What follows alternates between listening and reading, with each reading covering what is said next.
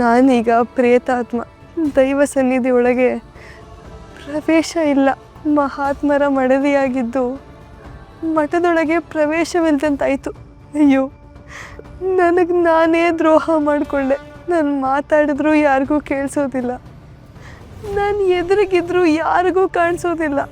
ಹಾಗಾದರೆ ನನಗೆ ಸದ್ಗತಿ ಕೊಡಿ ಅಂತ ಅವರನ್ನು ಕೇಳ್ಕೊಳ್ಳೋದಾದರೂ ಹೇಗೆ? ಆತ್ಮಹತ್ಯೆ ಮಾಡಿಕೊಂಡು ನಾನು ತಪ್ಪು ಮಾಡಿಬಿಟ್ಟೆ.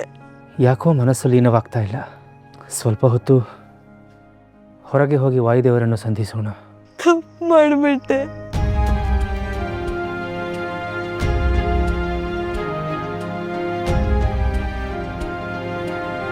ದೊಡ್ಡ ಗುರುಗಳ ಮುಂದೆ ನನಗೆ ಅವಮಾನ ಮಾಡಿದೆ ಅಲ್ವಾ? ನಾನಿದನ್ನು ಸುಮ್ಮನೆ ಬಿಡೋದಿಲ್ಲ. ಸೇಡ್ ತೀರ್ಸ್ಕೊತೀನಿ.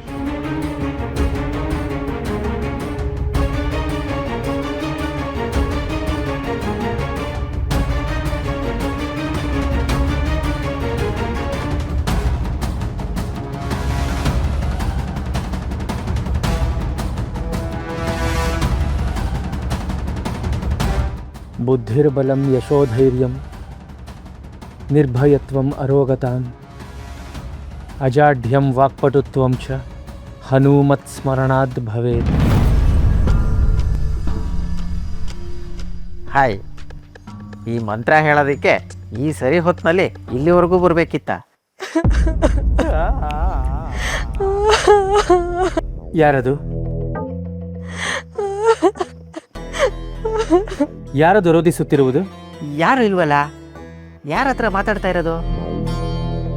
ಒಬ್ಬೊಬ್ಬನೇ ಮಾತಾಡ್ಕೊಳ್ಳೋ ಹುಚ್ಚೇನಾದರೂ ಹಿಡಿದು ಬಿಡ್ತಾ? ನರಕದ ಬಾಗಿಲಲ್ಲಿ ನಿಂತವಳಿಗೆ ರೋದನೆ ಅಲ್ಲದೆ ಮತ್ಯಾವ ದಾರಿ ಇದೆ? ಯಾರು? ನನ್ನ ಧ್ವನಿಯೂ ಇಷ್ಟು ಬೇಗ ಮರ್ತು ಹೋಯ್ತಾ? ಸರಸ್ವತಿ.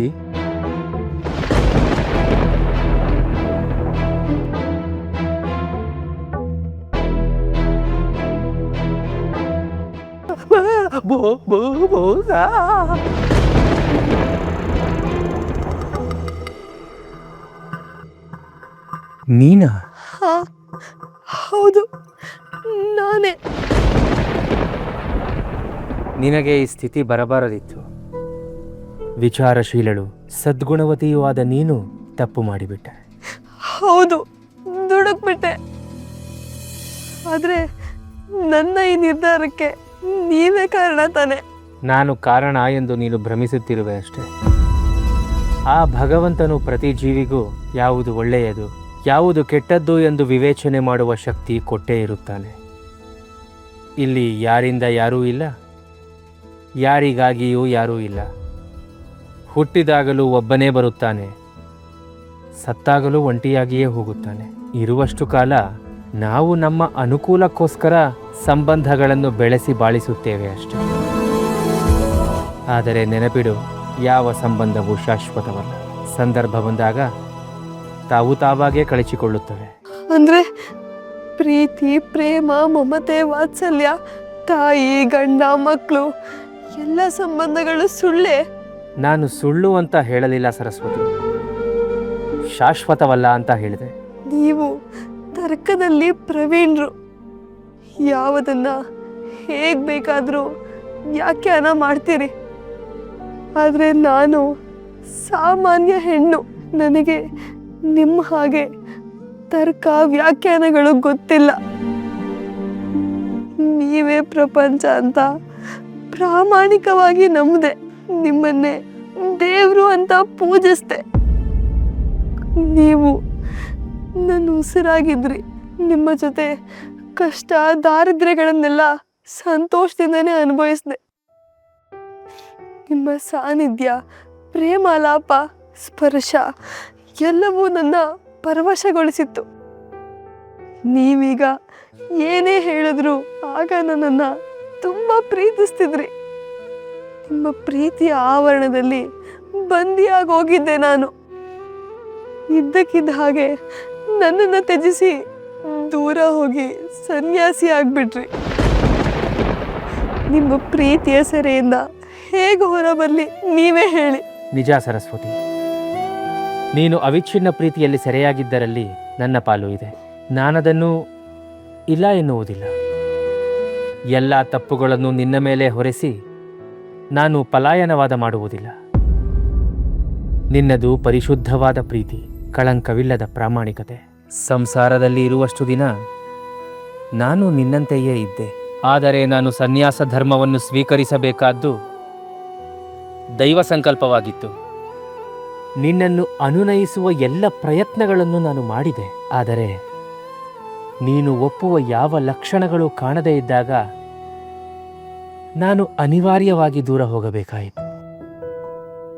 ಆದರೆ ನೀನು ಇಂತಹ ನಿರ್ಧಾರವನ್ನು ಮಾಡುತ್ತೀಯಾ ಎಂದು ನಾನು ಕನಸಿನಲ್ಲೂ ಎಣಿಸಿರಲಿಲ್ಲ.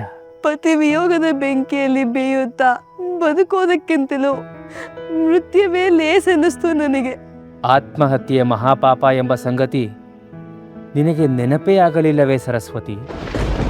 ಮಾನವ ಜನ್ಮವನ್ನು ಪಡೆಯಲು ಎಷ್ಟೋ ಲಕ್ಷ ಜೀವರಾಶಿಗಳನ್ನು ದಾಟಿ ಬರಬೇಕು. ಅಷ್ಟು ಜನ್ಮಗಳ ಪುಣ್ಯ ಫಲವನ್ನು ಹೊತ್ತು ಹುಟ್ಟುವ ಮಾನವ ಜನ್ಮವನ್ನು ಕ್ಷಣದ ಆವೇಶಕ್ಕೊಳಗಾಗಿ ಹಾಳು ಮಾಡಿಕೊಳ್ಳುವುದು ನಿನಗೆ ನೀನೇ ಮಾಡಿಕೊಂಡ ನಷ್ಟವಷ್ಟೇ. ಅಷ್ಟೇ ಅಲ್ಲ, ಸಮಾಜಕ್ಕೆ ಮಾಡಿದ ದ್ರೋಹವೂ ಹೌದು. ನೀನು ಬದುಕಿದ್ದರೆ ಎಷ್ಟೋ ಜನರ ಜೀವ ಉಳಿಯುತ್ತಿತ್ತು, ಕಷ್ಟ ನಿವಾರಣೆಯಾಗುತ್ತಿತ್ತು, ನೊಂದವರ ಕಣ್ಣೀರು ಕರಗುತ್ತಿತ್ತು. ಅಷ್ಟೇ ಏಕೆ, ನೀನು ಹೆತ್ತ ಕಂದಮ್ಮ ಕೂಡ ತಬ್ಬಲಿಯಾಗಿ ನಿಲ್ಲುತ್ತಿರಲಿಲ್ಲ. ಹೌದು, ನಾನು ತಪ್ಪು ಮಾಡಿದ್ದೀನಿ. ನನಗೀಗ ಅದರ ಅರಿವಾಗಿದೆ. ಆದರೆ ಪತಿಯನ್ನ ಪ್ರೀತಿಸೋದೇ ತಪ್ಪ? ಅದರಿಂದ ಇಂತಹ ದುರ್ಗತಿ ಬರಬೇಕೆ? ನಶ್ವರ ರೂಪದಲ್ಲಿ ಹುಟ್ಟುವ ಮೋಹ ಪ್ರೇಮ ಶೋಕ ರೂಪದಲ್ಲಿ ಕೊನೆಯಾಗುತ್ತದೆ ಎಂಬುದಕ್ಕೆ ನೀನೇ ಸಾಕ್ಷಿಯಾದೆಯಲ್ಲ ಸರಸ್ವತಿ. ಇದೇ ಪ್ರೇಮವನ್ನು ನೀನು ಶಾಶ್ವತನು, ಅಚ್ಯುತನು, ಅನಂತನೂ ಆದ ಭಗವಂತನ ಮೇಲೆ ಇಟ್ಟಿದ್ದರೆ ಈ ಹೊತ್ತಿಗೆ ನೀನು ಸಾಧನಾ ಮಾರ್ಗದಲ್ಲಿ ಬಹುದೂರ ಹೋಗಿರುತ್ತಿದ್ದೆ. ಅತಿ ಸರ್ವತ್ರ ವರ್ಜಯೇತೆಂದು ಎಚ್ಚರಿಸಿದರೂ ಅರ್ಥ ಮಾಡಿಕೊಳ್ಳದೆ ನೀನಿಂದು ದಾರುಣ ಸ್ಥಿತಿಗೆ ತಲುಪಿದೆ. ಪೂರ್ವ ಧರ್ಮಪತ್ನಿಗೆ ವಿಹಿತವಾದಂತೆಯೇ ನಾನು ನಡ್ಕೊಂಡಿದ್ದೀನಿ. ಆದರೆ ಸತ್ತು ಹೋದ್ರೆ ದುಃಖದಿಂದ ಪಾರಾಗ್ಬೋದು ಅಂತ ಭಾವಿಸಿದ್ದೇ ತಪ್ಪಾಗೋಯ್ತು. ಇತ್ತ ನಿಮ್ಮಿಂದಲೂ ಮಮತೆಯ ಮಗುವಿನಿಂದಲೂ ದೂರವಾದೆ. ಅತ್ತ ಸದ್ಗತಿಯನ್ನು ಹೊಂದದೆ ಈ ಘೋರವಾದ ಪ್ರೇತ ಶರೀರದಿಂದ ಅಲೆಯುತ್ತಿದ್ದೇನೆ.